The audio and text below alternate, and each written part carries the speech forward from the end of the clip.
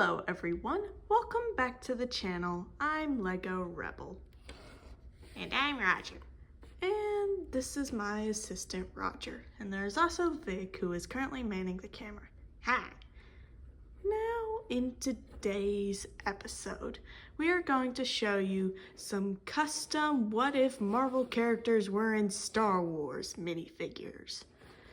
And to be clear, this isn't just like if I threw a bunch of Marvel characters into Star Wars, because that would be boring. These minifigures are more like if Marvel characters were actually in Star Wars and part of the universe. So in other words, it's an excuse for her to show off all our nerdiness and this hideous outfit. What? This doesn't look that bad. It's just your normal outfit pants with the Captain America shirt thing. It doesn't look that bad. Whatever. Well, anyway, ignoring the fact that Roger might have just crippled my self-esteem, we might as well go on ahead and show you the actual minifigures up close. And give you a bit of a backstory for each one of them. Now the first minifigure in today's lineup is this custom Mandalorian War Machine, aka James Rhodes. Now piece-wise, I decided to give this minifigure Darth Maul's legs from Season 7 of the Clone Wars, so the robotic ones. The torso comes from Hunter from the Bad Batch attack shuttle, and the other set, which I can't remember the name of, sorry. The head and helmet piece come from the War Machine mech that I believe released a year ago, and I also decided to give him a Mandalorian jetpack because why not? Here is a close-up of the jetpack for those of you who want to see it, and I also decided to give him 2 pistols since Mandalorians are known for their weaponry. Now, if you're wondering why I decided to give a Mandalorian version of War Machine his just plain old helmet instead of a Mandalorian one, I just thought this fit better. And you could give him Mando's helmet if you really wanted to, but this is what he looks like with the Mandalorian helmet on, and no, we are not doing that.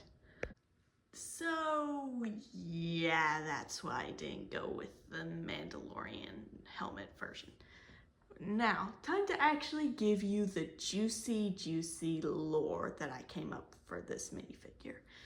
Now, keep in mind, I am trying to keep as much as the character's pre-existing backstory in the Star Wars universe, but I did have to change a couple things to make it actually fit with the Star Wars universe, and also I changed some things because I thought it might be cool. Now, just keep that in mind when I tell you his backstory. So, as I've already told you about 10 times by now, he is a Mandalorian, along with his fellow Mandalorian and friend, Tony Stark. And if you're wondering why I didn't build Tony Stark as a Mandalorian instead of War Machine, it's because I don't exactly have the right parts to make Tony Stark look more Mandalorian-ish and less Iron Man-ish, if you know what I mean. So that's why I gave you War Machine instead. And also, War Machine does work with the Republic in this universe. And I'm also setting this whole thing in the Clone Wars era just because I feel like it fits best with all the pre-existing Marvel stuff.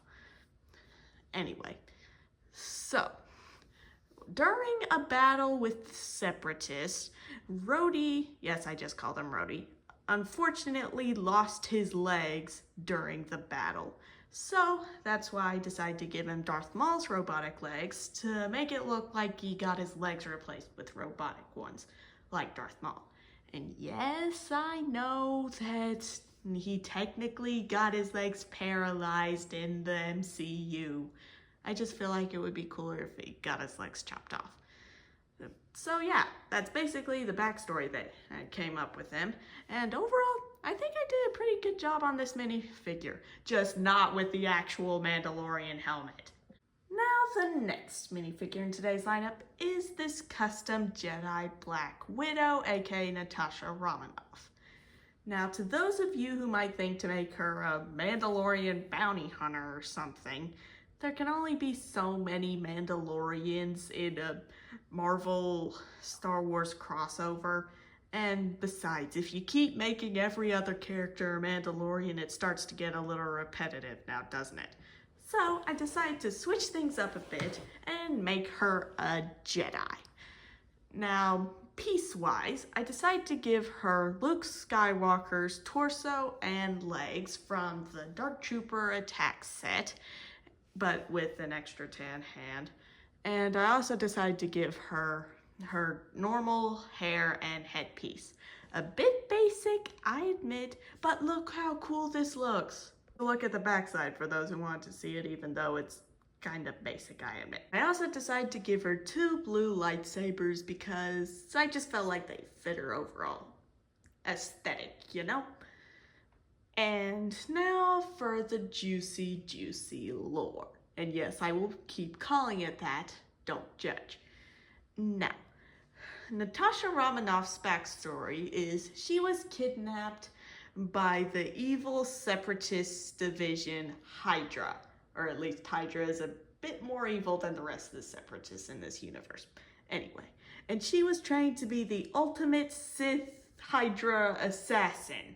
But on one of her missions, she was found by Clint Barton, aka Hawkeye, who is a Republic agent in this universe, and she joined the good side and the Jedi Order and became a Jedi Knight with 2 blue lightsabers. Now, realistically, they should probably be white because she might try and purify her red kyber crystals that would be in her Sith lightsabers, but I just kind of like blue with her more. And overall, I think this is a really good minifigure, even though it's a little bit basic.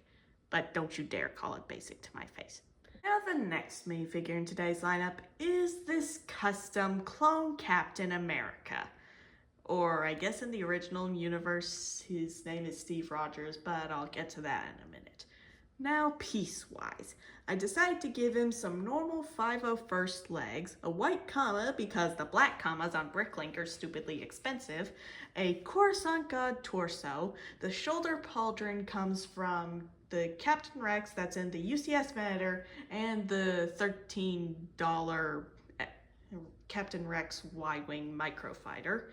And I also gave him a Clone Trooper helmet with a gray visor, as well as his normal Captain America shield and a pistol, because realistically most clone captains actually have pistols. This is what he looks like with the helmet off, and I did add his hairpiece.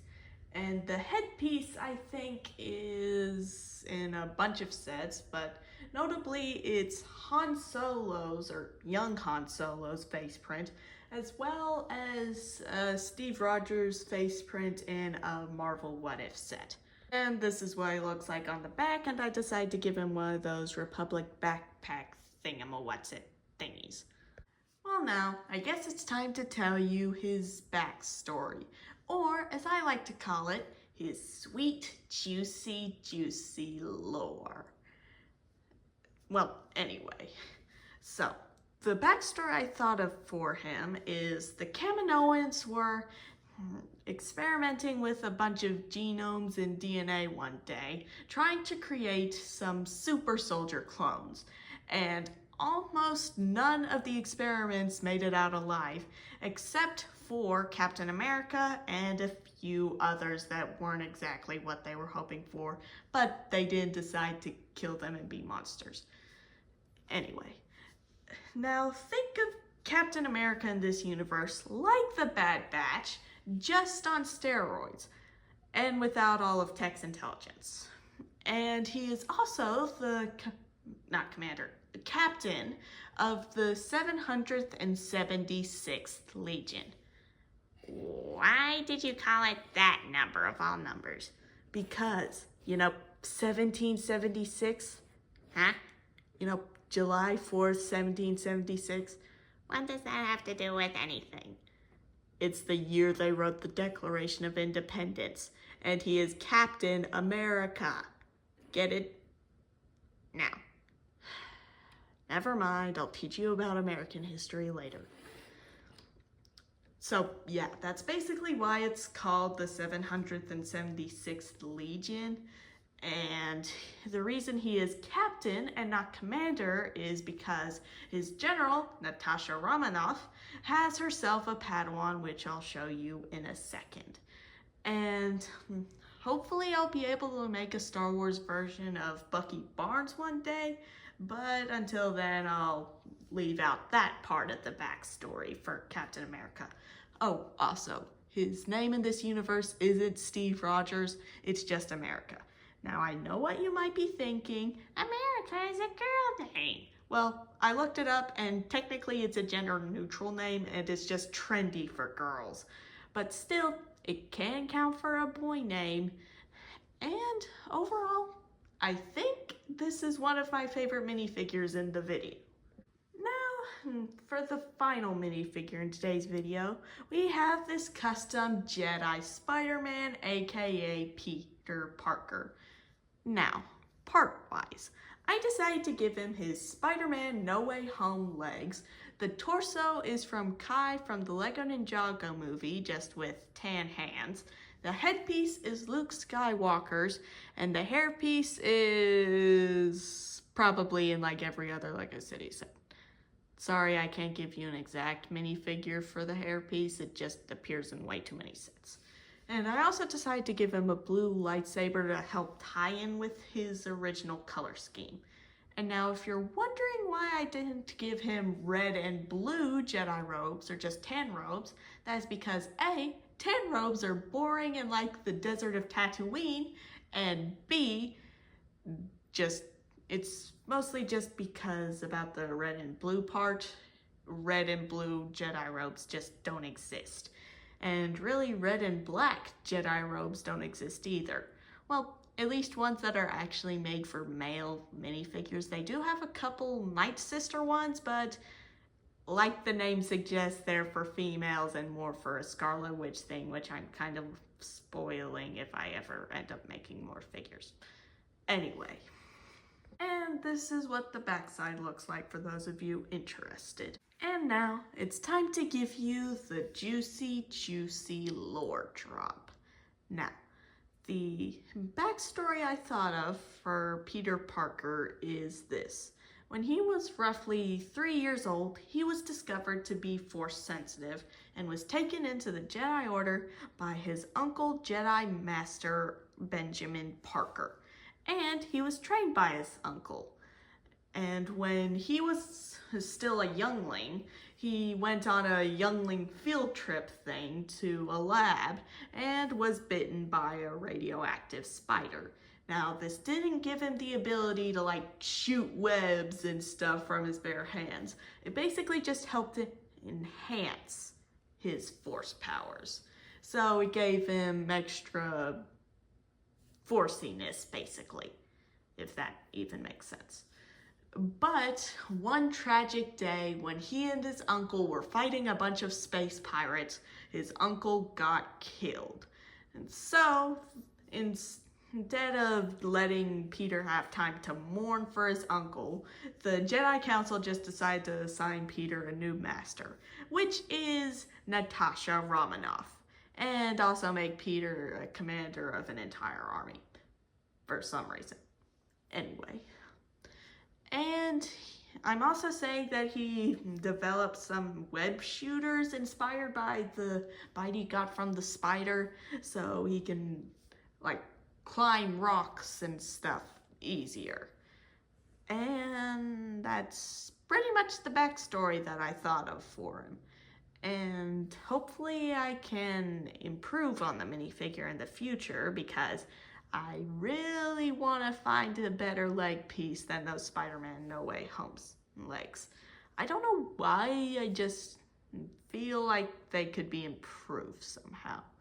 But even with that said, I feel like this is a pretty solid minifigure, and I'm really proud of the backstories that I thought of for all these minifigures. Well, those are the minifigures, and if you want to see more videos like this one, then let's say if this video gets 50 likes, then I will do a part 2 where I make more Marvel characters in the Star Wars universe. Please consider to like and subscribe. And until next time, peace out.